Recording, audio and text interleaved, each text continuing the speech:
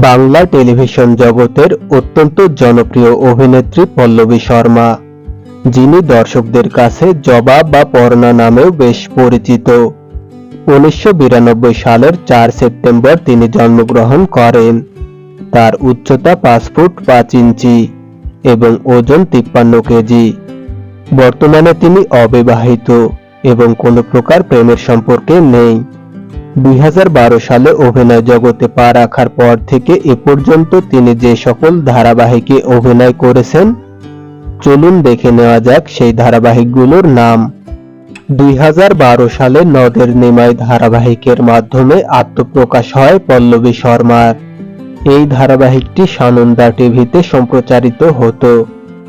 এখানে তিনি লক্ষ্মীপ্রিয়া নামে পার্শ্ব চরিত্রে অভিনয় করেছিলেন। এরপর 2014 সালে দুই পৃথিবী ধারাবাহিকে প্রধান চরিত্র ইন্দিরার ভূমিকায় অভিনয় করেন। এই ধারাবাহিকটি ইটিভি বাংলায় সম্প্রচারিত হতো। এরপর 2016 সাল থেকে 2020 সাল পর্যন্ত স্টার জলসার কে আপন কে পর ধারাবাহিকে অভিনয় করেন। এখানেও তিনি প্রধান চরিত্রে অভিনয় করেন। এই ধারাবাহিকে তার চরিত্রটির নাম ছিল জবা সেনগুপ্ত। এরপর 2022 সাল থেকে 2025 সাল পর্যন্ত তিনি নিম ফুলের মধু ধারাবাহিকে অভিনয় করেন। এই ধারাবাহিকেও তাকে প্রধান চরিত্র পর্ণা দত্তের ভূমিকায় দেখা যায়। এই ধারাবাহিকটি জি বাংলায় সম্প্রচারিত হতো। এরপর 2025 সালের 15 ডিসেম্বর থেকে তারে ধরি ধরি মনে করি ধারাবাহিকে অভিনয় করছেন। ধারাবাহিকটি প্রতিদিন জি বাংলায় সন্ধ্যা 7:30টায় সম্প্রচারিত হয়।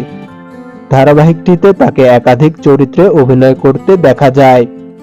প্রথমে তিনি রূপমঞ্জরি চরিত্রে অভিনয় করেছিলেন এবং বর্তমানে তাকে অদ্বিতীয়া চরিত্রে অভিনয় করতে দেখা যাচ্ছে।